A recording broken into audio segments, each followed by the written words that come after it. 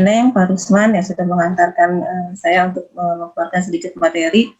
Sebenarnya kita sama-sama belajar di sini ya, apalagi juga tadi yang disampaikan oleh Pak Rusman. Memang betul kita harus punya kesamaan dulu terlebih dahulu apa sih sebenarnya yang dimaksud dengan literasi digital itu.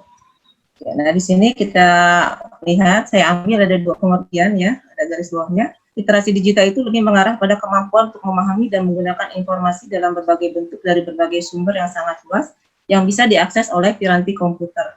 Ada juga di sini disampaikan bahwa literasi digital itu ada keterampilan teknis. Ya, jadi ini lebih mengarah pada kemampuan individunya bagaimana dia mengakses informasi, memanfaatkan informasi itu. Nah, dari sini saya ingin mengajak Bapak dan Ibu mungkin mengingat kembali, kecepatan pembelajaran abad 21. Kalau ini mungkin Bapak dan Ibu sudah sudah paham juga ya. Nah, di sini ada yang saya huruf besarkan ya, yaitu tentang literasi digitalnya. Jadi sebenarnya literasi digital itu bagian dari percakapan literasi yang seperti yang tadi Pak Rusman bilang ya, sudah diprogramkan oleh pemerintah, tapi justru dia bisa jadi adalah tahapan yang paling yang paling akhir dari tahapan-tahapan literasi sebelumnya, literasi dasar, perpustakaan, visual, dan sekarang adalah digital. Bapak dan Ibu, nah di sini saya mau mengingatkan kembali kondisi kita sebelum terjadinya pandemi ini. Ya, kalau beberapa bulan sebelumnya mungkin kita sering mendengar ada istilah revolusi industri 4.0, kemudian ada society 5.0. Nah, sebenarnya kondisi ini juga sudah memerlukan kecakapan literasi digital ini, ya. Jadi kalau menurut saya sebenarnya literasi digital ini bukan hanya pada masa pandemi terus kita harus melakukan pembelajaran jarak jauh, tapi jadi harus belajar tentang literasi digitalnya. Justru sebenarnya sebelum terjadinya pandemi pun literasi digital itu sudah menjadi tuntutan dari masyarakat dunia bahwa kita harus bisa menguasainya. Ya, beberapa negara mungkin sudah berhasil mencapai tahap society 5.0 itu. Tapi untuk Indonesia kita masih belum bisa mencapai tahap itu. Kenapa?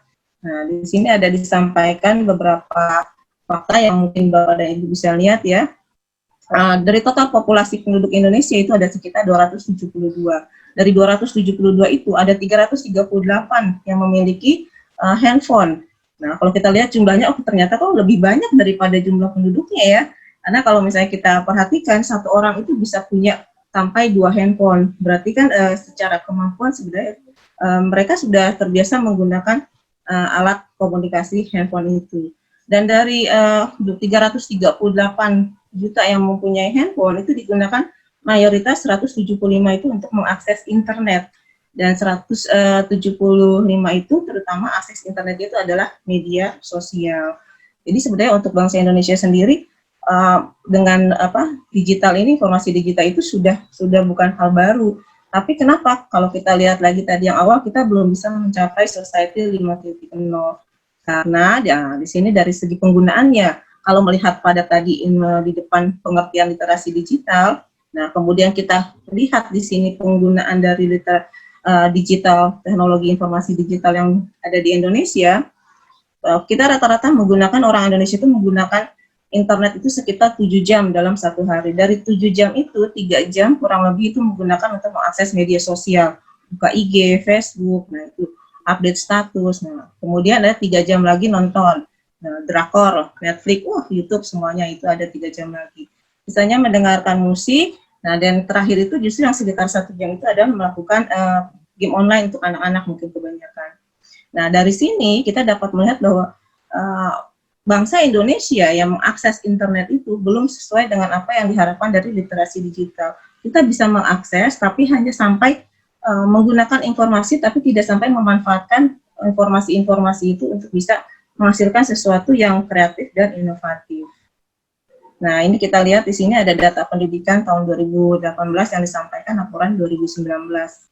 Nah, kemampuan literasi bangsa Indonesia dari PISA itu disampaikan, Indonesia itu ada pada urutan 72 dari 78 negara di dunia yang diteliti oleh PISA dengan skor 372, dan 30% siswa Indonesia itu ternyata memenuhi kompetisi kemampuan baca minimal, sedangkan sisanya sekitar 70% itu justru berada di bawah. Nah, ini kan satu kondisi yang menjadi, ya kita bisa maklumi ternyata kenapa kalau kita belum bisa mencapai society 5.0 atau literasi digital itu, karena berdasarkan hasil penelitian kemampuan membaca kita ini masih rendah. Kemudian juga di tengah pandemi ini, nah itu ada juga data bagaimana daerah-daerah yang kesulitan untuk mengakses internet, ya masih banyak sekitar 42.352 desa di Indonesia, bahkan jangankan internet tapi listrik aja belum tersentuh. Kemudian juga ada dari sekitar 143 juta, 55% dari populasi pengguna internet, nah itu juga masih belum.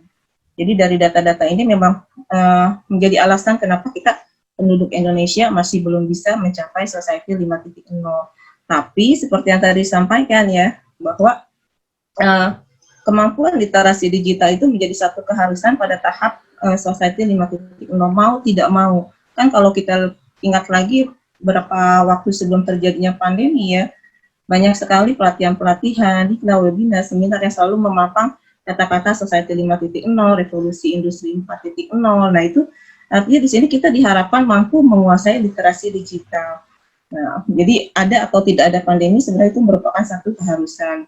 Nah, kenapa bangsa Indonesia itu masih belum mampu mencapai digital seperti yang diharapkan? Nah, ini ada beberapa ya kita bisa lihat beberapa poin kenapa hal itu bisa terjadi. Yang pertama adalah rendahnya kemampuan berpikir kritis. Jadi ketika kita mendapatkan banyak informasi dari internet, kita tidak mencoba untuk berpikir atau jadi langsung menerima apa yang didapat dari internet itu tanpa mau misalnya mencek dulu apakah informasi ini benar atau tidak, ditelan mentah-mentah begitu saja. Nah, saya ambil contoh, ini ada gambar ya.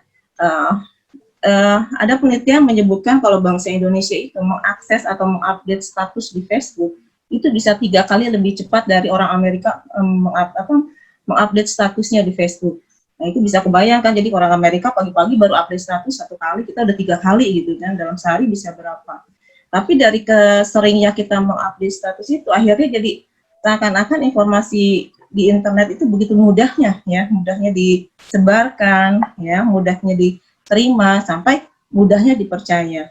Nah, ini salah satu contohnya adalah misalnya ketika orang memasang gambar Soekarno, kemudian di sebelahnya diberikan tulisan seperti ini, kemudian dikutip Soekarno. Nah, banyak yang akhirnya berpikir kalau itu adalah quotes yang dikeluarkan oleh presiden kita. Ada sebenarnya tidak. Nah, tapi tidak jarang masih jarang juga misalnya ketika melihat gambar ini langsung oh ini bukan nih, tapi hanya menerima mentah-mentah apa yang disampaikan oleh internet, ya. Saking jadi mendewakan banyak informasi yang disampaikan oleh internet tanpa mau mencari berpikir kritis apakah informasi itu benar atau hanya sekedar hoax saja. Kemudian juga, nah ini dia, jadi literasi digital bukan sekedar cakap teknologi. Nah tadi contohnya ya, kalau di awal kan disebutkan dari sekian juta penduduk Indonesia, berapa orang yang punya handphone, bahkan sampai melebihi jumlah penduduknya, tapi kan ternyata tidak menunjukkan kalau itu adalah menunjukkan kemampuan literasi digital bangsa Indonesia pun sudah sebanding. Kemudian ada juga kesadaran data, ya, bagaimana kita memilih data yang benar atau data yang hoax, nah itu juga belum ada. Nah, rata-rata ya sudah menerima saja. Termasuk juga misalnya anak-anak kita di sekolah ya, kadang kalau misalnya kita perhatikan, saya punya cerita dari anak saya sendiri gitu ya, ketika PJJ ini, saya suka melihat waktu pas di awal itu dia suka pegang handphone gitu kan, sambil ngomong gitu, saya pikir dia lagi telepon gitu, atau lagi voice note gitu. Ternyata ketika diperhatikan dia lagi bacain soal gitu. Ngapain bacain soal kan? Ternyata dengan mudahnya ketika dia membaca soal itu akan muncul kan jawaban, bahkan kadang sampai soalnya. Jadi ini juga lucu untuk Bapak dan Ibu guru, barangkali ketika mengambil soal dari internet ya, itu jangan diambil mentah-mentah karena anak-anak kita ternyata pintar juga gitu ya, mereka jadi tahu kalau gurunya juga ngambil dari internet nih, ya udah nih. Jadi tinggal dibacain aja, nah itu akan muncul jawabannya. Paling sering itu paling atas itu adalah Brainly. Padahal kan Brainly itu yang jawab juga sebenarnya kadang anak-anak juga. Tapi karena mereka mendewakan sekali informasi dari internet, ya udah diambil aja. Tanpa mau ini benar apa enggak sih, dicek lagi seperti itu. Nah, ini juga ada kemampuan menganalisa data. Nah, ini saya juga punya sambil sharing cerita ya. Kalau ketika saya mengajar di kelas itu, karena saya mengajar sejarah, jadi saya kadang ada memberikan tugas anak-anak itu misalnya membuat makalah. Nah, satu ketika ada saya bagian materinya itu tentang kerajaan Hindu-Buddha. Nah, ada kerajaan Kutai, satu kelompok masuk, kemudian bikin makalah presentasi. ada satu yang ketika di depan itu mereka bilang, gelar raja untuk kerajaan Kutai adalah Sultan. Saya udah diem, nungguin ada yang komen nggak nih ya, gitu kan. Ternyata sampai sesi tanya jawab, sampai selesai kok nggak ada yang komen, gitu. Baru kemudian saya tanya gitu kan, sumbernya dari mana kalau raja dari kerajaan Kutai itu adalah gelarnya adalah Sultan. Pasti jawabannya dari internet, nggak nyebutin webnya apa gitu. Oh, kalau udah jawab begitu, pertanyaan selanjutnya pasti kamu nyarinya gimana, ngetiknya apa? Gitu. Kerajaan Kutai Bu, gitu. Mereka lupa kalau kerajaan Kutai itu kan ada dua, Kutai Kartanegara, Kutai Martapura, satu kerajaan Islam, satu kerajaan Hindu. Jadi yang penting ya udah disuruh nyari itu, mereka nyari itu, kemudian diterima mentah-mentah datanya tanpa melakukan analisis lagi. Itu sering terjadi. Jadi masih rendah kemampuan untuk menganalisis data yang diperoleh dari internet. Kemudian juga kemampuan untuk fokus yang masih rendah. Kita sering ketika sedang belajar, nah itu pasti internet itu ada godaan-godaan, misalnya nah, untuk membuka website yang lain, aku mengerti lagi ujian online, kadang masih sempat-sempatnya buka-buka situs-situs website yang lain. Jadi tidak fokus istilahnya, yang hasilnya juga tidak maksimal. Seperti itu. Nah, padahal ya kalau kita melihat kecakapan yang diperlukan di abad 21, literasi digital itu bisa dibilang menjadi jembatan antara 4C yang tadi menjadi salah satu basic keterampilan kita di sekolah ya untuk mencapai kecakapan hidup. Jadi tidak mungkin misalnya kita pindah dari yang kemampuan belajar kemudian langsung bisa menguasai kecakapan hidup yang flips ini. Nah, itu di tengah-tengah itu ada literasi digital, mulai dari informasi, media, dan teknologi. Jadi ini adalah jembatan bagaimana menghubungkan kemampuan belajar ya, dari siswa-siswi kita untuk bisa mencapai kecakapan hidup sampai nanti dia bisa istilahnya ya bisa terjun dalam masyarakat global ini. Nah, sekarang bagaimana dengan literasi digital dalam pendidikan? Ini akan kita bahas. Nah, Bapak dan Ibu ketika di awal ya, ketika di awal kita menghadapi pandemi itu kita jujur aja pasti semua akan merasa kaget dengan kondisi yang tiba-tiba seperti itu ya. Belum ada gambaran kita harus kita mau bagaimana, mengajar dengan apa, mempersiapkan bahan-bahannya.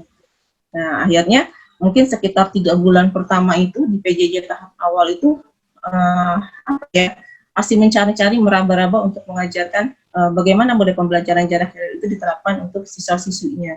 Dan begitu juga dengan siswa-siswinya yang masih shock dengan tiba-tiba dari sekolah kemudian dirumahkan istilahnya. Orang tuanya pun sama. Alhasil ketika kemudian diadakan evaluasi bagaimana PJJ tahap 1 itu, hasilnya adalah seperti ini ya. Ada 9,25 siswa masih terkendala sarana penunjang. Kemudian juga ada beberapa sekolah dinas tidak terkoneksi dengan jaringan. Kemudian juga masih ada kegiatan pembelajaran yang dinominasi dengan penugasan yang terus dikerjakan oleh siswa tanpa ada review dan umpan balik. Jadi karena mungkin gurunya bingung gitu kan, akhirnya ngasih tugas, tapi tidak diberikan nilainya, tidak diberitahukan lagi kepada siswanya atau tidak diberikan komentar-komentar atau penjelasan.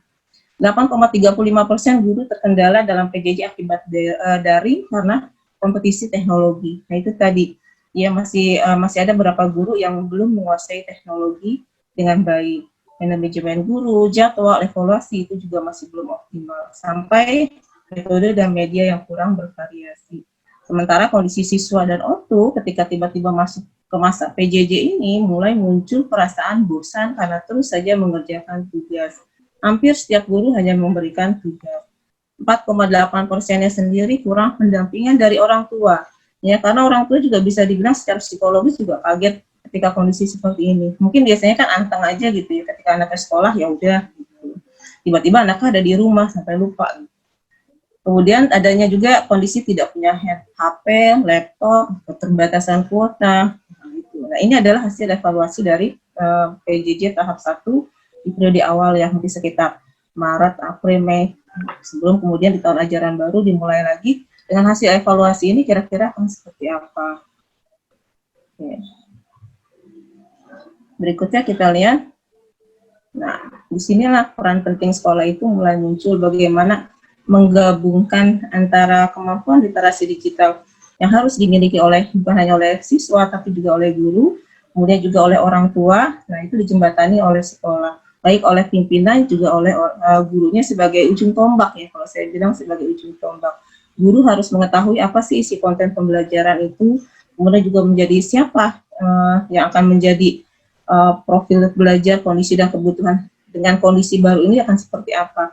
Karena misalnya seperti ini, ada anak yang ketika belajar di sekolah dia masih oke ya, tapi ketika di rumah kok tiba-tiba mengalami penurunan yang luar biasa. Saya rasa kondisi itu banyak juga gitu, anak-anak yang tiba-tiba menghilang misalnya. Nah itu kan berarti ada perubahan. Nah ini yang perlu dianalisis sampai kemudian kita perlu mencari solusi terhadap siswa-siswa seperti itu.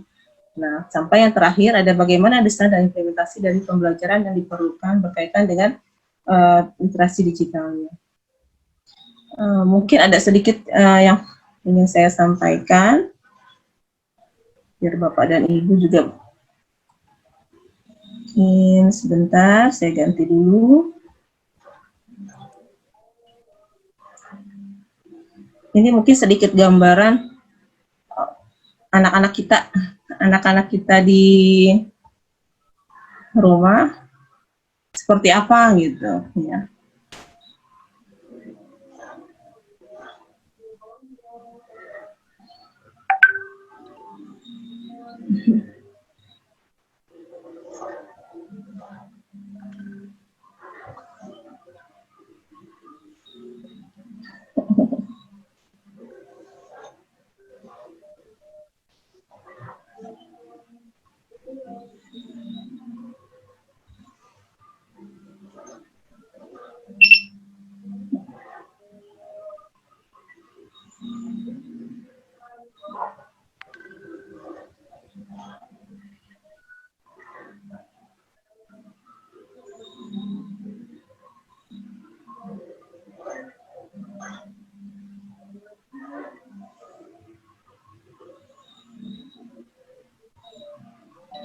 Oke, iya Bapak Ibu. Kalau kayak gitu kayaknya hampir kebayang juga gitu murid-murid kita ya kayak begitu gitu di sekolah ya. Kadang ada yang jujur, besok ulangan ya, ya Bu siap jangan nyontek. Enggak Bu, nggak nyontek gitu. Nggak nyontek sama temen, nggak. Siapin handphone 2, ya kayak gitu kondisinya ya. Seperti itu. Jadi bukan berarti mereka tidak paham teknologi, tapi bagaimana memanfaatkan teknologinya itu yang menunjukkan bahwa kemampuan literasi digital mereka masih kurang. Seperti itu. Nah, berikutnya kita lihat di sini banyak sekali yang menganggap kalau pandemi ini adalah satu masalah ya. Tapi sebenarnya kita bisa melihat dari sisi yang lain bahwa pandemi ini juga merupakan suatu tantangan dan peluang untuk kita semua. Nah, di sini ada hasil dari pemerintah menghadapi pandemi COVID. Ini ada percepatan beberapa langkah yang akan diambil pemerintah, dan ini juga kita bisa lihat ya, seperti ada bantuan kuota, kemudian juga Bapak dan Ibu barangkali dari Kemeninfo ya, itu ada pandu digital yang membuka relawan-relawan TIK untuk guru-guru ataupun masyarakat yang bersedia untuk ikut serta membantu mengedukasi masyarakat dengan kemampuan digital, menguasai teknologi sampai bagaimana mereka mampu mengolah informasi-informasi digital itu.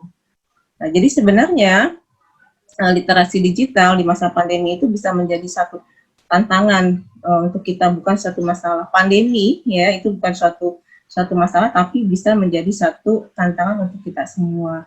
Misalnya di sini dengan keterampilan literasi digital yang baik itu bisa menghasilkan misalnya di sini riset yang dilansir, bisa menghasilkan misalnya usaha-usaha baru. Nah, kalau saya lihat misalnya banyak sekali itu penawaran tentang LMS ke sekolah-sekolah ya.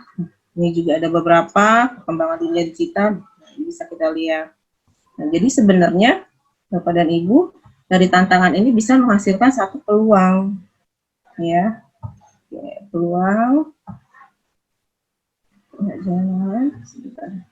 Nah, ini peluangnya. Misalnya menghasilkan pekerjaan ya, tadi kalau jadi ingat minggu kemarin ya dengan Pak Subhan wirausaha apa nih yang kita bisa. Nah, ini ada loh di balik pandemi ini, jika kita memang menguasai literasi digital itu bisa meningkatkan bisnis e-commerce, misalnya jualan online atau apa. Kemudian juga ada jaringan digitalisasi dapat dijadikan media perantara untuk menuju praktik literasi dengan menghasilkan teks berbasis cetak. Misalnya ada juga e-modul, dan itu juga banyak. Atau misalnya pengalaman saya sendiri di Erlangga kemarin, ketika masuk ke tahun ajaran baru itu kita diminta untuk membuat video pembelajaran. Nah, tapi di sini yang saya menariknya ya, tadi saya pikir oh Erlangga bakalan bikin video kayak apa gitu kan. Ternyata ketika selesai videonya sangat sederhana ya. Jadi hanya ini memang betul-betul pembahasan soal ya, simple dan sederhana. Kenapa gitu kan? Saya sempat bertanya ya kenapa ya gitu. Oh, enggak yang gimana gitu. Karena ternyata mereka juga memikirkan bahwa itu tadi kemampuan ini literasi digital bangsa Indonesia di setiap daerah ya itu kan tidak sama, berbeda. Jadi mereka mencari bagaimana menghasilkan bahan ajar yang literat untuk masyarakat kita. Jadi terjangkau untuk semuanya ya. Nah, berikutnya Bapak dan Ibu, nah di sini literasi digital pendidikan paling tidak itu menunjukkan bahwa ruang kelas itu bukan satu-satunya menjadi sumber informasi dalam ilmu pengetahuan. Guru sebagai fasilitator pembelajaran siswa secara mandiri, ya. Jadi ada yang namanya pembelajaran mandiri. Nanti kita lihat. Adanya komitmen pentingnya literasi digital antara guru, siswa, dan orang tua. Jadi bukan hanya sekedar guru dan siswa, karena di sini melibatkan juga orang tua. Orang tuanya pun harus memiliki kemampuan literat yang baik, ya. Oke, ini literasi digital dalam dunia pendidikan.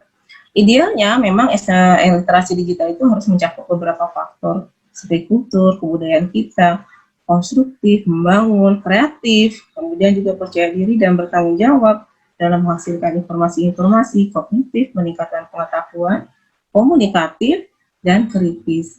Jadi sebenarnya literasi digital itu kalau kita bilang dari C1 sampai ke C6, bagaimana kita bisa menghasilkan, memahami sampai akhirnya bisa menciptakan. Ya, kalau di luar kan ada robot Sophia. Nah, kalau dipikirkan orang menciptakan robot Sophia itu kan nggak ujuk-ujuk ya, nggak tiba-tiba. Nah, dia harus mulai dari tahap C1 dulu sampai kemudian dia bisa ke C6. Nah, idealnya memang dari literasi digital itu bisa seperti itu. Jadi bukan hanya sekedar membaca informasi, tapi juga sampai pada titik akhirnya itu adalah bisa menghasilkan sesuatu yang bermanfaat. Oke. Nah, ini pada pelaksanaannya di masa pandemi PJJ, nah guru ya yang erat kaitannya adalah menghasilkan bahan ajar digital yang literat untuk siswa-siswinya. Nah, di sini kita diperlukan ada analisis diagnosis. Analisis diagnosis ini bisa Bapak dan Ibu ada banyak caranya, misalnya Bapak dan Ibu mau menggunakan kuesioner untuk siswa-siswinya dan orang tua untuk mengetahui kondisi, atau bisa melakukan observasi. Kalau saya pernah pas di awal tahun ajaran baru itu, karena pengen tahu juga gitu dengan anak-anak, jadi ceritanya lagi ulangan gitu, tapi ulangan saya bilang ulangannya lisan ya, anak-anak langsung waduh, saya juga sudah ulangan lisan nggak salah nih gitu kan, lagi kondisi begini terus, tapi memang iya, pokoknya ulangan lisan, biarpun cuma satu pertanyaan gitu saya siapkan roomnya, saya bagi jadwalnya. Sebenarnya sih tujuan saya itu supaya bisa ketemu dengan anaknya tatap muka, ngobrol dengan anaknya. Nah, itu yang pengen saya tahu sebenarnya ya. Jadi mulai dari nanya materi sampai ke kamu dibaca nggak PPT-nya gitu. Nah, dari yang nggak bisa ikut masuk ke dalam room ke Vicon itu nanti saya video call misalnya.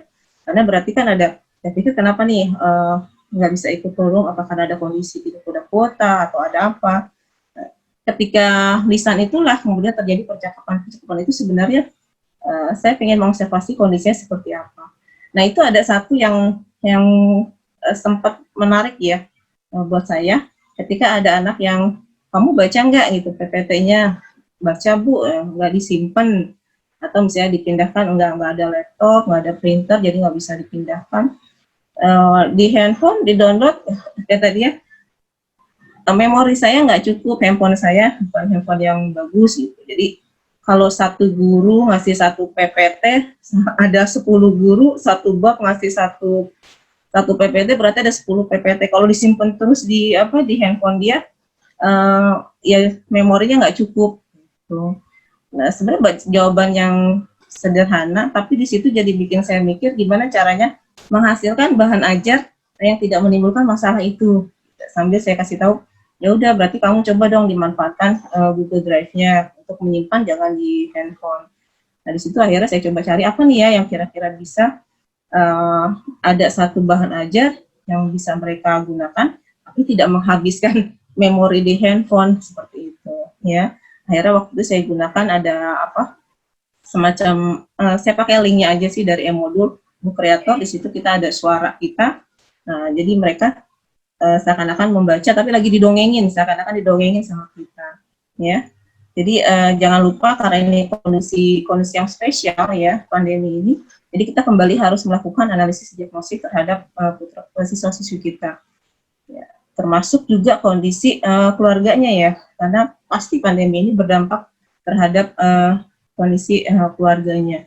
Ada beberapa fenomena menarik ya, kita berbagi sharing dengan teman waktu itu saya ya di daerah Sukabumi, Bu Devi kebetulan teman saya, mudah-mudahan ada hadir di sini.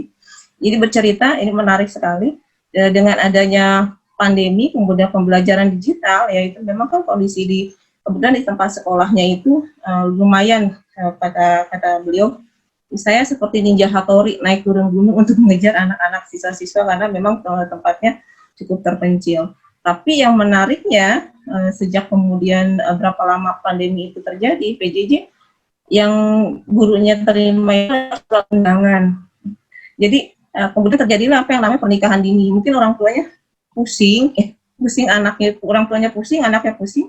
Jadi di Sukabumi itu ada kondisi baru ya. Jadi orang tua itu lebih memilih untuk menikahkan putra putrinya, terutama yang cewek ya, anak perempuannya gitu.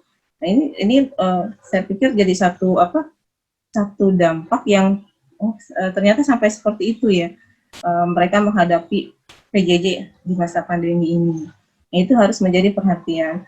Kalau di kota juga ternyata ada ya, ini terjadi juga pada perwalian saya, kasus perceraian orang tua akibat pandemi ini. Jadi ketika kemudian mereka kehilangan pekerjaan, ternyata ada beberapa perwalian saya yang kemudian justru berpisah. Ada yang orang tuanya dengan sendiri datang ke sekolah untuk cerita pada saya karena dengan kesadaran mereka ini pasti akan mengganggu kondisi psikologis anaknya. Jadi mohon pengertian ini.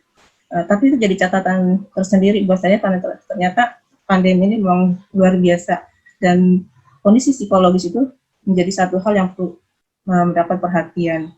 Nah inilah kenapa pentingnya jadi dalam pandemi PJJ menghasilkan bahan ajar untuk siswa-siswi kita itu harus memperhatikan kondisi-kondisi tersebut melalui analisis diagnosis ini sebelumnya. Nah berikutnya kita lihat, nah ini ada Bapak Ibu, kalau tadi kan disebutkan ada pembelajaran mandiri ya, atau di sini dikenal adanya self-direct learning. Nah ini yang dimaksud di sini, jadi dalam PJJ ini mau tidak mau kita akan menerapkan apa yang disebut dengan pembelajaran siswa mandiri. Nah, di sini memang peran penting siswa sangat penting, sangat yang utamanya ya, peran siswa itu benar-benar luar biasa. Mandiri itu memang betul-betul mandiri. Memang di sini peserta didik siswa itu harus memiliki tujuan. Jadi ada kesadaran tersendiri ketika mereka mengikuti pembelajaran, tujuannya apa sih? Kemudian siswa juga berinisiatif dan bertanggung jawab.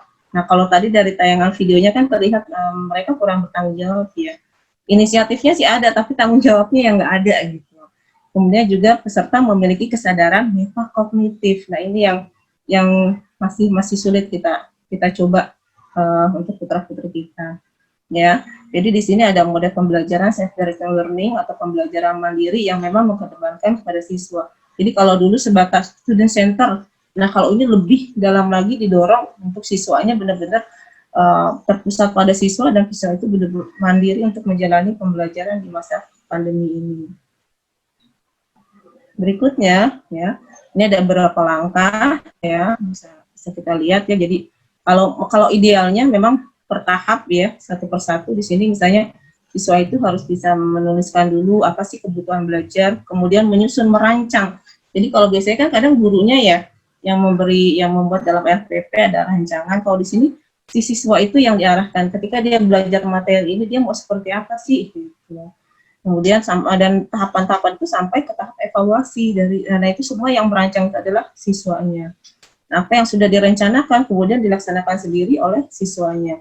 Dan hasil dari proses pembelajaran itu, nah diharapkan ada pengembangan keterampilan dalam diri si siswa termasuk ada kepuasan dari si siswa ketika dia berhasil menyelesaikan satu pembelajaran. Nah, prinsip ya, prinsip dari pembelajaran mandiri ini, nah, kalau kita perhatikan baik motivasi, manajemen, modifikasi sampai ke monitoring itu dilakukan sendiri oleh si siswanya. Jadi diperlukan tanggung jawab besar memang dari seorang siswa dalam pembelajaran jarak jauh di era pandemi ini, termasuk dalam mengakses berbagai informasi digital tadi.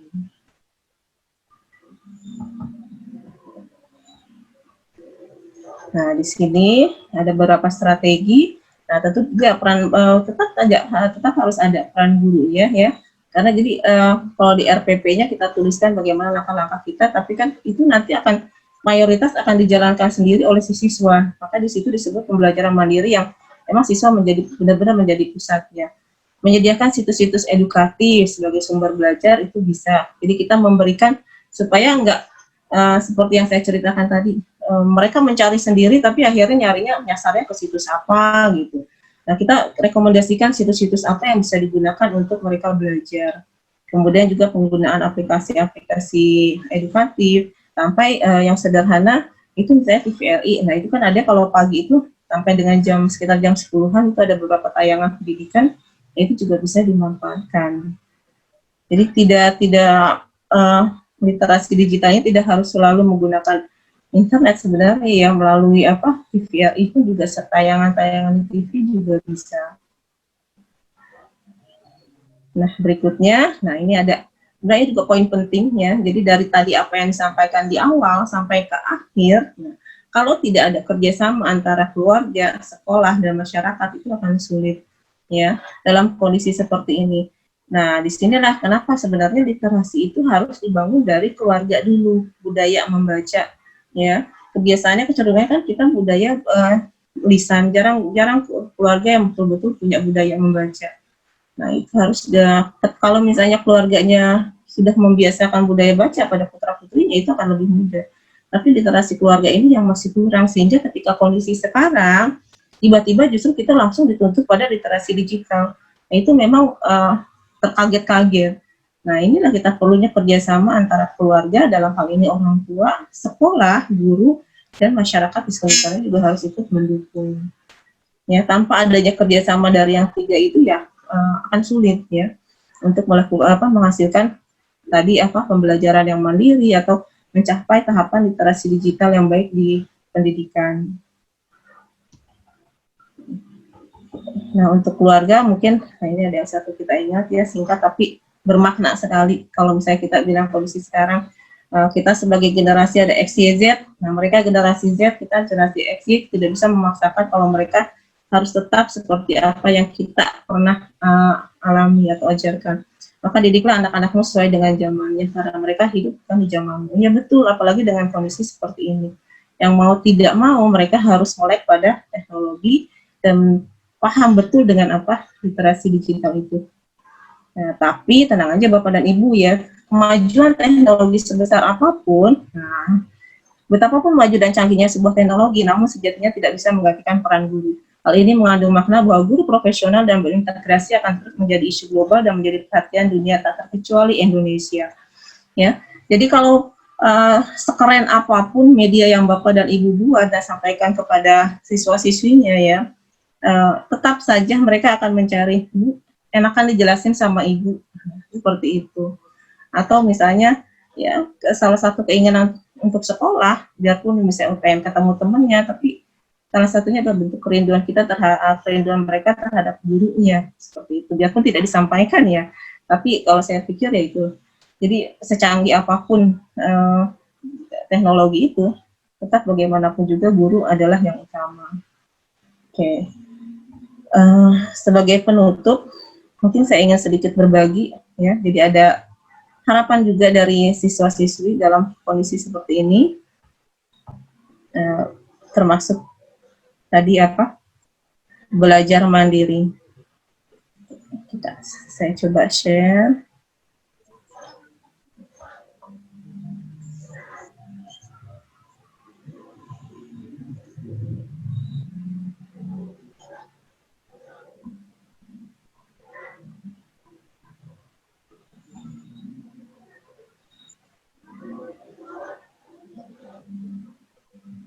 Selamat malam, Dede.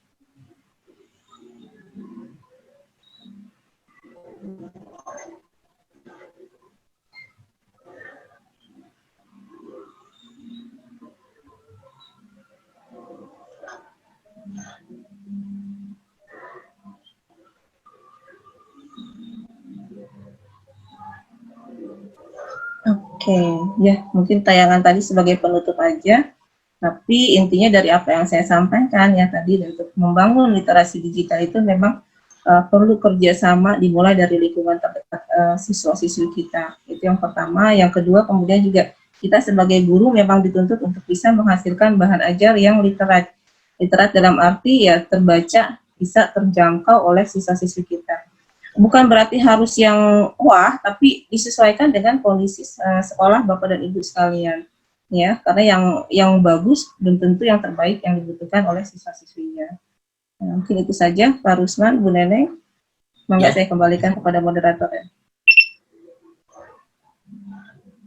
Ya, terima kasih Bu Hesti sudah menyampaikan materi. Materinya sangat bagus ya, sehingga ya bisa memberikan wawasan pula kepada semua guru ya, kemudian orang tua siswa juga, kemudian kepada siswa juga, diantaranya ya harus bagaimana sih menyikapi situasi seperti ini ya, jadi tidak terlena. Dan kita juga harus kembali bahwa dalam PJJ ini ya diperlukan memanglah istilahnya guru itu tidak bisa digantikan dengan teknologi ya. Jadi atau apalagi dengan robot gitu. Jadi tetap aja nggak enak kalau tidak ada Bu Guru atau Pak Guru ya. Jadi ya itulah materi yang sangat menarik ya. Dan Ibu juga sudah menjelaskan ya seputar bagaimana dampak yang ditimbulkan ya dari pandemi ini terhadap perkembangan pembelajaran di Indonesia ya. Di antaranya ya salah satunya ya bagi yang melek teknologi mungkin ya di sini. Kemudian kita juga untuk menghadapi teknologi itu harus bagaimana? Ya kita harus literat itu bagaimana harus bisa menyikapi ya, tidak menerima, tidak bisa menerima begitu saja ya, tetapi kita harus bisa juga memahami apa yang disampaikan, kemudian apakah betul ya, jadi tidak langsung ditelan ya itu langsung komentar, apalagi akhirnya kita kena denda ya, itulah itu hal yang sangat bagus ya. Baiklah, tadi Bu dari penyampaian dari Bu Hesti, di sini ada pertanyaan ya dari dari Pak Mulyatno. Ada perbedaan pemanfaatan teknologi digital antara daerah perkotaan dan pinggiran atau pedesaan. Hal ini juga menjadikan literasi atau melek digital antara ortu, guru dan anak di kota dan di desa juga berbeda. Bagaimana mengatasi hal tersebut? Oke, terima kasih Pak Mulyanto untuk pertanyaannya. Terjadinya kesenjangan literasi digital antara orang tua, guru, dan anak di kota dan desa juga berbeda. Ya, betul. Memang ya itu tadi yang saya bilang ya, diperlukan analisis diagnosis untuk mengetahui hal-hal seperti ini. Nah, untuk sekarang memang yang paling utama itu jadi peran untuk mengembangkan literasi digital itu ada pada kita sebagai guru. Ya, nah ini bisa dilakukan dengan cara Bapak dan Ibu guru melakukan komunikasi yang efektif dengan orang tua. Ya, karena bagaimanapun dalam kondisi begini orang tua itu akan menjadi kalau saya bilang asisten kita di rumah, karena mereka menjadi jembatan antara kita dengan siswa-siswinya. Nah, termasuk juga dalam hal ya membuat orang tua itu untuk sadar dengan literasinya. Nah, bisa misalnya melakukan, kalau saya kadang saya suka mengadakan dengan perwalian saya dengan orang tuanya itu berkomunikasi yang baik melalui grup WA atau misalnya melalui Vicon. Itu yang bisa satu, yang pertama ya Pak. Yang kedua itu kita bisa ada, kalau misalnya mungkin di daerah-daerah Bapak dan Ibu ada ya, kita tadi kan saya sempat sebutkan ada yang namanya relawan TIK.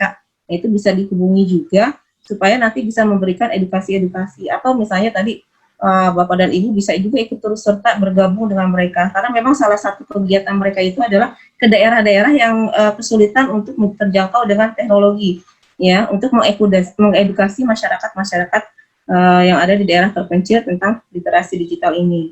Nah, itu juga bisa dicari. Ada di website Kemeninfo ya, atau diklik aja nanti ada pandu digital. Nah, itu ada informasi-informasinya. Seperti itu. Yang kedua, bisa bekerja sama dengan komunitas-komunitas literasi setempat.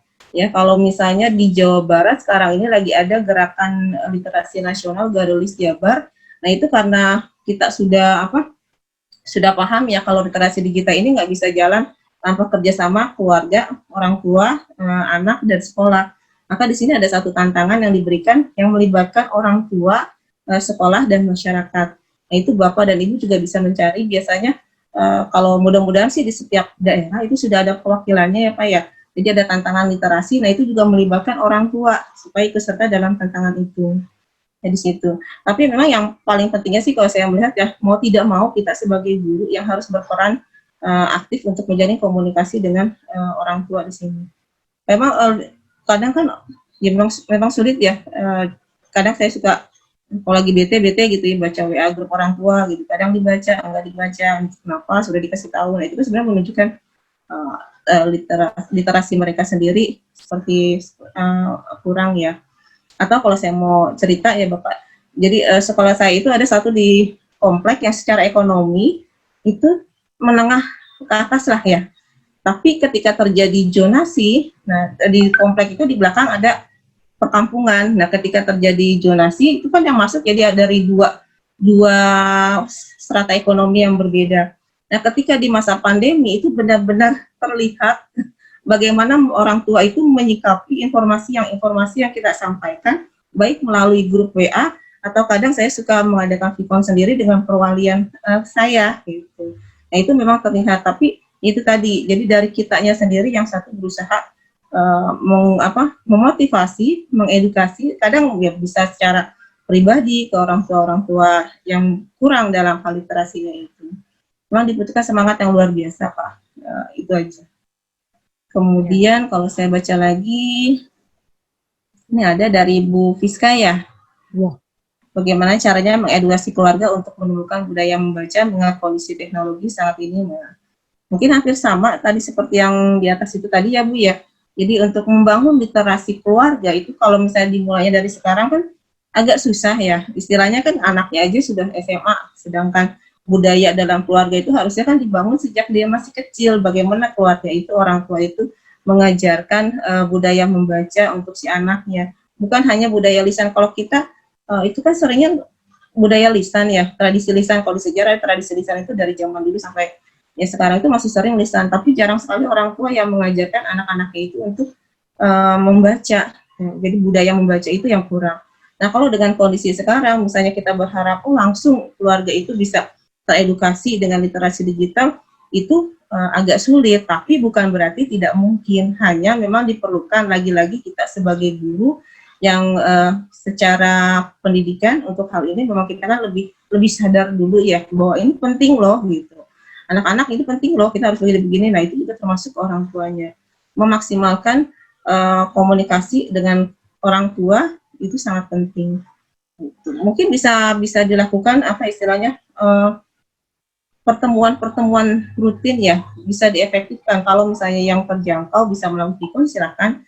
Jadi jangan hanya fokus pada si anaknya, tapi si orang tuanya ini juga perlu diedukasi, diberikan pemahaman-pemahaman kalau kondisi begini nggak mungkin bisa berjalan lancar tanpa peran orang tua gitu. Nah, itu bisa memang lebih enaknya kalau misalnya ada VCall, tapi kalau misalnya kondisinya sangat sulit untuk sinyal misalnya dan lain-lain, WA juga bisa digunakan sebagai alternatif pilihan. Atau ya, itu juga kembali pada keikhlasan kita, misalnya untuk berkunjung seperti yang cerita tadi teman saya di Sukabumi itu ya, sampai dia menggambarkan saya seperti Ninja Hattori gitu. Tadi saya pikir apa nih Ninja Hattori? Oh, ternyata itu dia naik turun gunung gitu kan, untuk beberapa waktu sekali dia berkunjung ke keluarga siswanya, nah untuk melakukan komunikasi. Tapi ya jangan memang kita tidak bisa berharap oh ini akan langsung mereka bisa menjadi satu keluarga yang literat ya. Itu harus butuh waktu dulu, tapi bukan berarti satu hal yang tidak mungkin. Hanya memang kitanya yang tidak boleh lelah untuk terus mencoba kepada mereka. Nah itu yang pertama. Terus yang kedua, jadi boleh kalau misalnya di sekolah Bapak Ibu, di daerah Bapak Ibu bisa ikut serta dalam kegiatan-kegiatan komunitas yang tadi yang sudah mulai menyadari kalau keluarga dalam kondisi begini menjadi salah satu penting juga untuk diikut sertakan. Jadi tadi tantangan GLN Darelis yang melibatkan keluarga, siswa dan sekolah itu juga boleh dicoba. Mungkin itu. Enggak, mungkin yang lain Bu Nene? Iya, kita lanjutkan kembali. Mungkin ada yang mau bertanya? Nah, itu tadi di chat itu ada Bu Meti Pandu Kominfo, karena saya pernah sekali sempat ikut webinarnya ya. Kemudian saya klik ya, itu juga ada sih beberapa kegiatan-kegiatan yang memang tujuan untuk mengedukasi. Dan situ juga ada dibuka pendaftaran. Sebenarnya sempat tertarik sih, pengen ikutan juga jadi relawan TIK, kemudian disampaikan ke kegiatannya. Tapi karena keterbatasan juga akhirnya sempat belum ikut juga gitu. Tapi sebenarnya menarik sih. Jadi membayangkan oh iya ternyata ada juga loh komunitas dari pemerintah ya yang peduli gitu untuk sampai bahkan waktu ikut webinar itu sampai ditunjukkan bagaimana relawan TG ini ada di satu daerah yang kesulitan ini di sana, itu digambarkan. Jadi mungkin itu bisa juga diakses. Tapi itu dia, sekali lagi tetap kita sebagai guru mau tidak mau harus berjuang lebih keras untuk membantu supaya literasi ini di keluarga dan siswa tetap bisa berjalan. Ya, terima kasih Bu Hesti. Mungkin ada pertanyaan lagi dari Ibu yang lainnya atau Bapak, silahkan.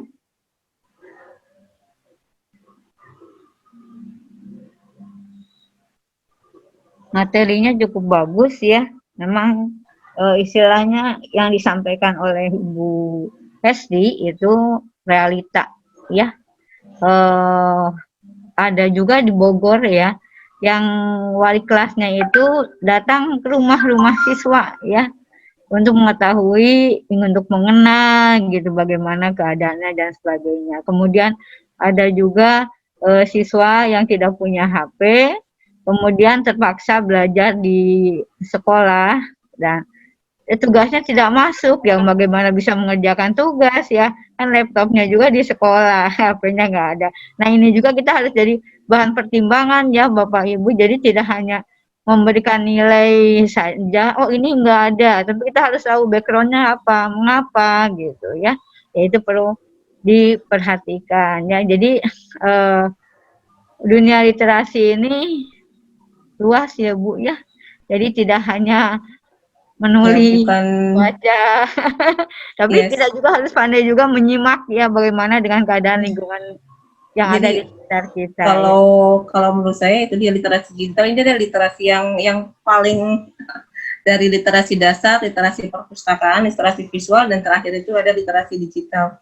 Jadi harusnya bisa sampai pada tahapan C6 ketika kita benar-benar menguasai literasi digital ini. Bukan hanya sekedar orang yang bisa memanfaatkan teknologi, pandai komputer, pandai menggunakan handphone ya, belum tentu kemampuan literasi digitalnya itu juga mengikuti gitu.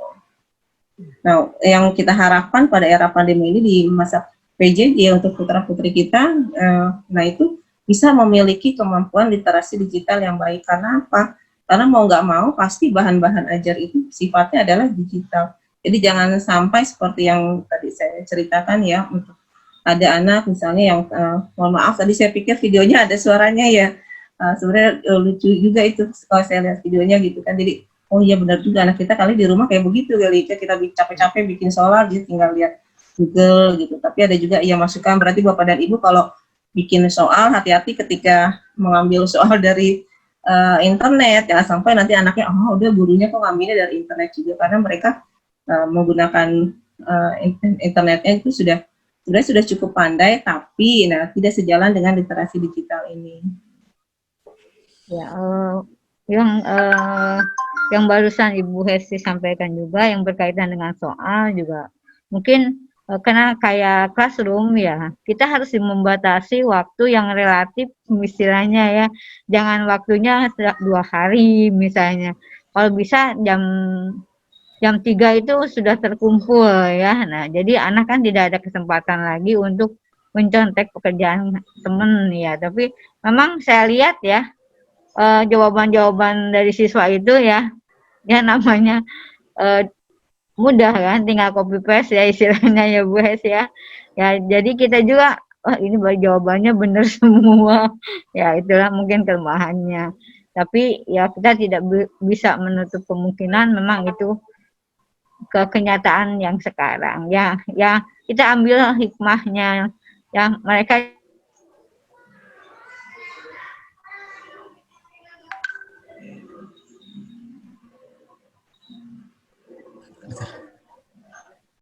Macet ya, Bu ya. Sinyalnya.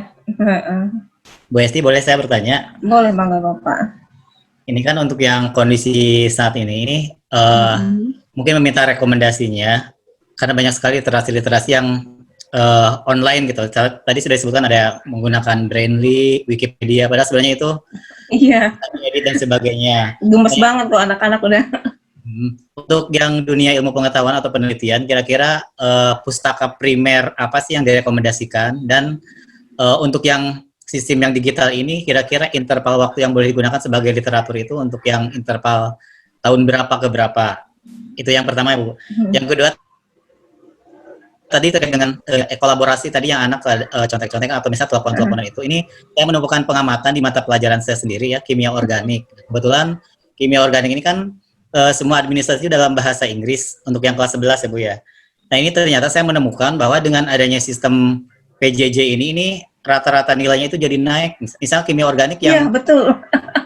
Yang kalau misalnya kondisi yang biasa itu belum pernah ada yang 100 gitu nih. Tapi ternyata ketika di semester meskipun dilaksanakan secara serentak bareng-bareng, ini yang 100 itu sampai 22 orang. Saya juga bingung ini ada fenomena apa gitu, fenomena. Mungkin bisa saja ini apakah tingkat literasi yang sangat tinggi, pemahaman literasi sangat tinggi, atau memang ini ada kolaborasi dalam tanda kutip? Kolaborasi dalam tanda kutip. Boleh sharing pengalamannya. Ya, saya jawab dari yang kedua dulu ya Pak, karena itu cocok banget dengan apa yang terjadi di sekolah juga gitu. Kebetulan ada siswa juga yang ya kebetulan dia termasuk anak yang cerdas ya, tapi dengan kondisi seperti ini akhirnya dia curhat juga gitu. Jadi kalau menurut dia mungkin nggak jauh berbeda dengan apa yang tadi Bapak sampaikan gitu. Nilai itu jadi anak yang mungkin biasa-biasa saja, akhirnya nilainya jadi dia terangkat gitu. Kalau bisa sampai 100 ya sama lah seperti itu, nggak jauh berbeda gitu. Nah tapi kan kita sebagai guru sudah bisa melihat ya gitu. Apalagi kalau misalnya saya suka bikin forum diskusi, nah itu kelihatan sekali dan bisa terbaca jawaban-jawabannya yang copy paste dari temennya atau copy paste bahasa dari Google. Nah itu kadang suka terlihat. Nah, jadi memang di sini guru harus pintar-pintar dengan akal-akalan dari putra-putri kita ya. Kadang mereka juga ada yang copy paste punya temennya itu betul-betul copy paste seperti itu. Jadi memang salah satu yang harus dicermati adalah kondisi seperti itu supaya yang anak-anak cerdas ini tidak menjadi korban ya dengan kondisi seperti ini. Si anak-anak yang biasa aja tiba-tiba nilainya meningkat, padahal sudah jelas kalau tadi walaupun tadi videonya ternyata nggak keluar, itu kan bisa dilihat ya pakai 2 HP, yang satu untuk searching, yang satu untuk buka soalnya seperti itu. Terus tadi untuk referensi ya Pak, sebenarnya kalau misalnya mau diarahkan kan mereka bisa ke Google Cendekia. Terus ada juga kalau misalnya lebih berat lagi mungkin ke Bitgen, ya Perpusnas juga ada, bisa juga. Atau misalnya untuk situs tertentu Nah, kalau saya karena sejarah, jadi memang saya suka bilang, ya kamu jangan carinya di Wikipedia lagi atau Brandy lagi. Saya cari sekitar minimal tiga referensi. Nah, itu bisa saya arahkan misalnya ke mereka ke uh, Tirto, tapi hati-hati kata saya, kalau Tirto juga harus mencermati beritanya. Terus juga ada website sejarah misalnya dari komunitas Historia. Nah, itu juga, jadi saya arahkan ini loh untuk mencari sumber-sumbernya. Nah, kalau bisa ya hindari Wikipedia dan Brainly itu. Jadi situs-situs apa yang dimana bisa diakses, terus anak siapapun bisa memberikan memberikan komentar, jawaban, tulisan. Nah, itu harus hati-hati seperti itu. Tapi ya itu tadi. Sedangkan untuk periodenya, kalau bisa update itu paling tidak 5 tahun ke belakang lah. Jangan sampai 10 tahun ke belakang gitu. Apalagi kalau untuk mata pelajaran tertentu ya, kalau sejarah kan memang ya, tapi kan harus dicari ada keterbaruan keterkiniannya dari informasi-informasi, atau mungkin ada teori-teori, atau ya ada yang bisa kita bagikan kepada putra-putri siswa-siswi kita.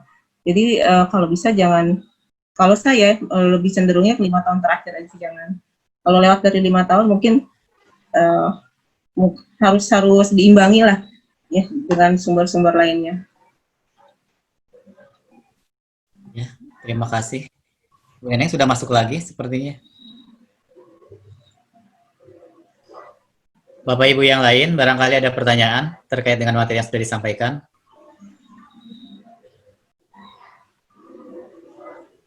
Jadi mungkin ya tadi terkait dengan pertanyaan Pak Rusman juga, jadi Bapak dan Ibu kalau mungkin bisa ketika memberikan materi dan menyampaikan referensi ya website-website apa, misalnya kalau untuk kimia disampaikan apa. Syukur-syukur kalau misalnya kita sendiri yang bisa buat blog, jadi untuk kitanya juga kan ada kemampuan untuk menulisnya juga bisa meningkat, atau misalnya juga membuat YouTube channel sendiri dengan melakukan video-video seperti itu. Jadi bagus juga kalau misalnya ketika sumber bahan ajar itu disampaikan link-link referensi untuk sumber mereka mengambil materi-materi. Ada juga sih modul dari pemerintah juga sudah ada ya, itu juga bisa disampaikan. Cuman itu tadi yang sempat saya cerita di awal ya, jadi ketika mengunduh, nah ternyata ada juga kondisi HP saya nggak cukup Bu, jadi punya HP, punya kuota, ternyata HP-nya terbatas kemampuannya, seperti itu.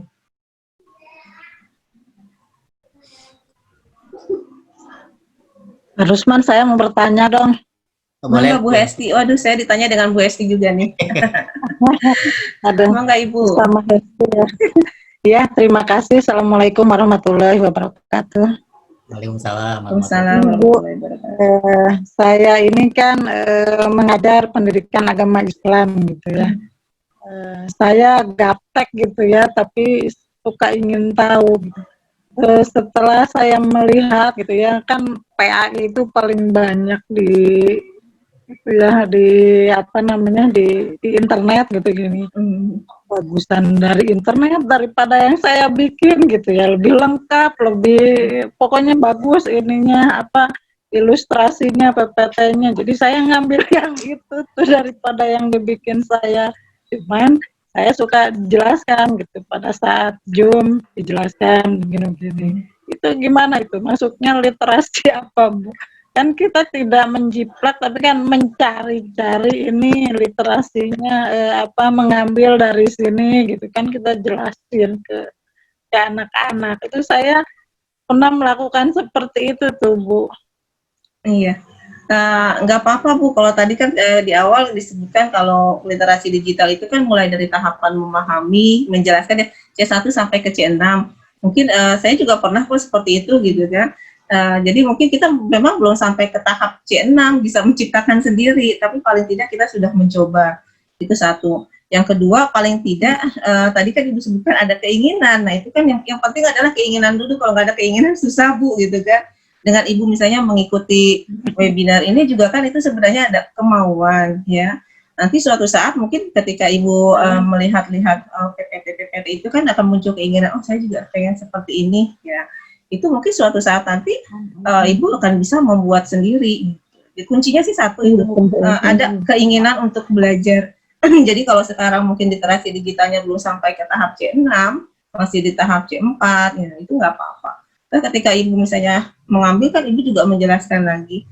Yang kalau menurut saya itu jangan sih, yang kurang, yang jangan itu kan ketika kita mengambil kita sampai terus tidak dijelaskan lagi. Mungkin sedikit cerita lagi.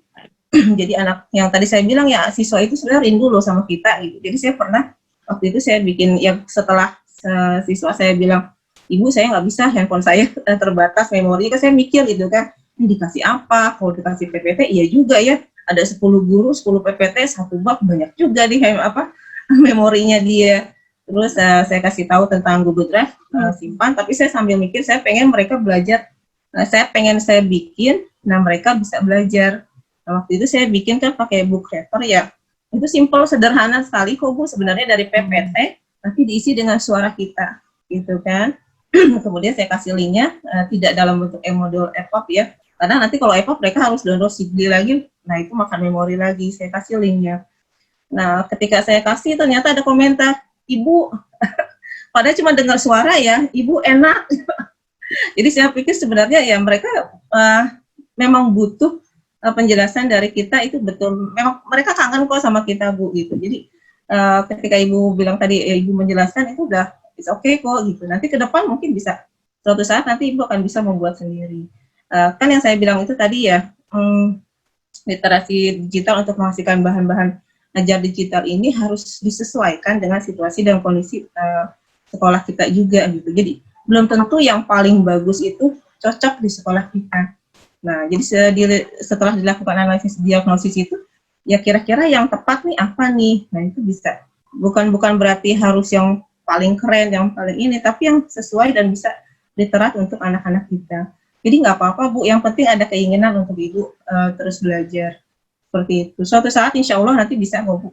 Kan sekarang udah, oh ya, paling tidak gini, ketika Ibu memilih ini PPT-nya, oh ini bagus nih, ini cocok untuk anak murid saya. Nah, di situ kan Ibu sudah melakukan satu analisis, ternyata ini loh bahan seperti ini yang cocok untuk anak-anak saya. Itu kan Ibu memilih. Nah, suatu saat nanti siapa tahu Ibu akan, oh berarti kalau saya mau bikin, kira-kira seperti ini. Nah, gitu. Jadi, tetap bagian dari literasi digital, hanya mungkin belum pada tahap kreatifnya itu menciptakan. Gitu. Tapi tetap bagian dari literasi digital. Ibu sudah bisa memilih materi ajar ya, informasi dari internet itu yang tepat untuk siswa-siswi Ibu. Apalagi ya betul kalau agama itu kan rentan sekali ya Bu ya. Jangan sampai nanti ada berita-berita atau hoax yang termakan oleh siswa-siswi. Jadi ya nggak apa-apa Bu. Gitu. Itu bagian dari satu literasi digital, hanya belum sampai pada tahap menciptakan. Gitu. Keren kok Bu.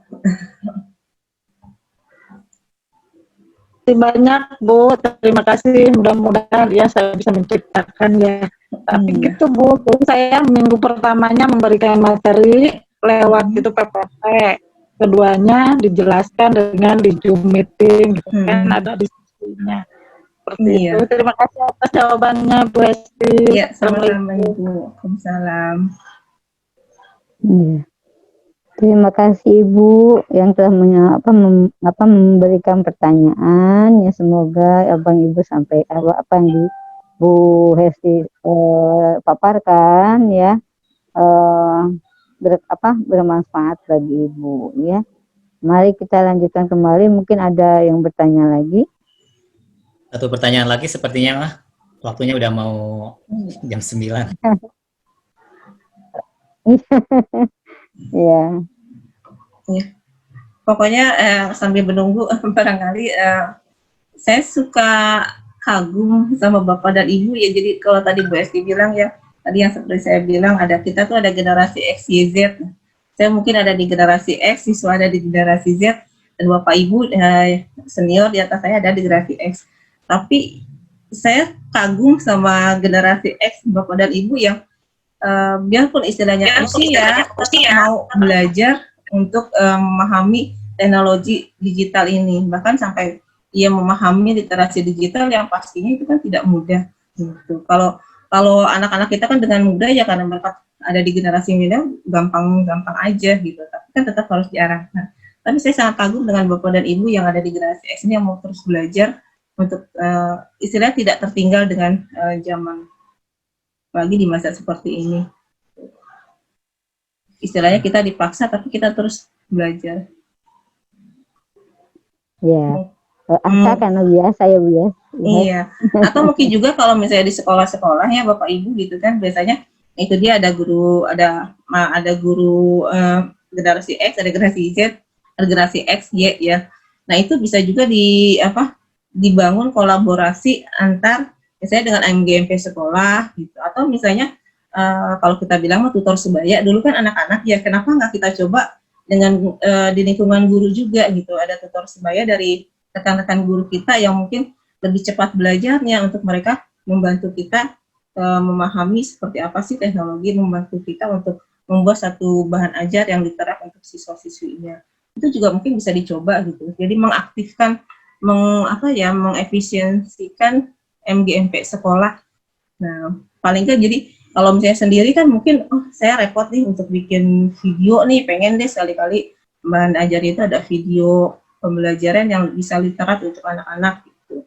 Tapi misalnya kalau dibuat bersama dalam MGMP sekolah, nah barangkali itu bisa lebih memperingan ya, kita bareng-bareng satu mata pelajaran, satu dulu dicoba, nanti kalau sudah terbiasa bisa masing-masing guru membuat sendiri. Itu juga bisa dicoba Bapak Ibu.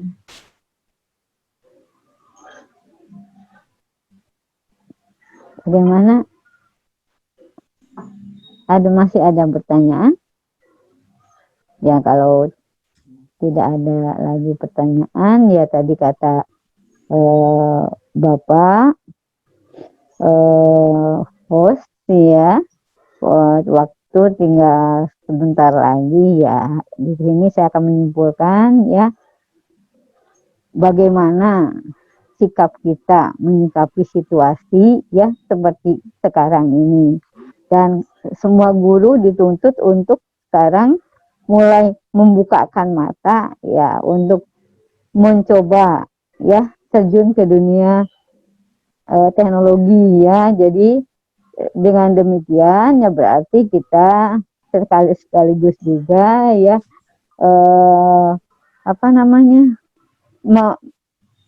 melangkah lebih jauh lagi ya ke dunia literasi ya. Kemudian dengan literasi di saat ini ya, itu diminta tujuan akhir ya, pembelajaran ya, apa yang kita sampaikan itu tercapai tujuannya ya.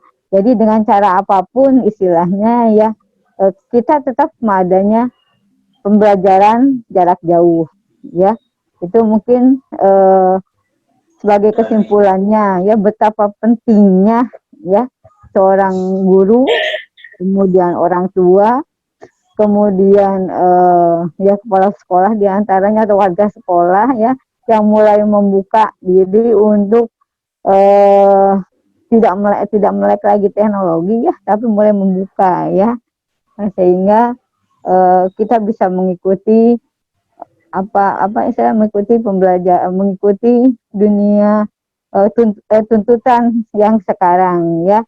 Ya sepertinya tadi dikatakan, kalau kebetulan saya generasi Z nih ya, tapi bukan berarti saya mah sudah lagi pensiun ya, tapi saya mencoba untuk belajar ke generasi yang lebih muda lagi ya. Datang ke sekolah itu tujuannya untuk apa? Untuk belajar dan dapat ilmunya diterapkan di rumah. Nah, alhamdulillah di SMA 4 itu sungguh luar biasa ya teman-temannya ya. Ya mudah-mudahan di sekolah yang lain juga sama. Jadi adanya kerjasama yang baik ya, baik melalui MGMP atau lintas MGMP. Yang penting kita bisa menemukan ilmu yang baru yang bermanfaat untuk siswa ya. Itulah mungkin kesimpulan dari saya.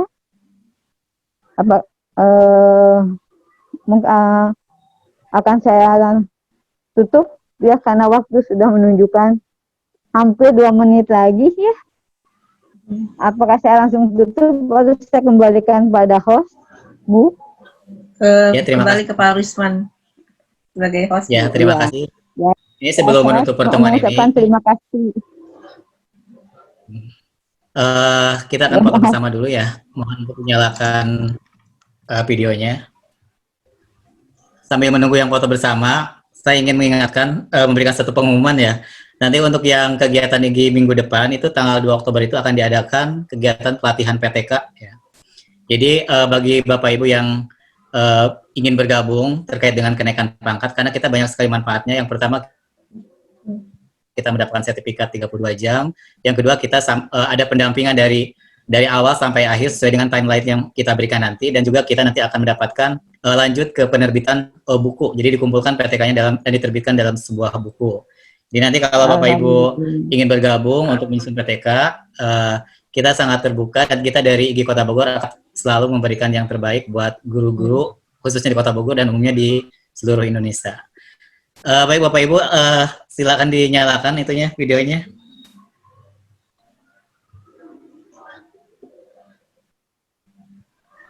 Satu, Pak Sultarlan, Bu Nung, Bu Hesti, kemana Bu Hesti? Yang ada dulu aja ya, karena namanya juga sudah terpampang. Jadi mungkin juga untuk cek-cek keperluan sertifikat. Kita mulai 1, 2, 3. Karena ini hanya satu screen, jadi nggak ada pemutaran berikut. Lagi ada beberapa yang sudah nyala lagi. 1, 2, 3. Nah, terima kasih kami ucapkan kepada semua pihak, khususnya Ibu Pembicara ya, yang sudah sharing ilmunya di kondisi seperti ini. Mudah-mudahan ilmunya bermanfaat buat kita dan bisa diterapkan khususnya untuk para guru-guru yang pada kesempatan ini mengikuti kegiatan Ngopi 6 ini. Akhir kalam, saya ucapkan terima kasih. Assalamualaikum warahmatullahi wabarakatuh.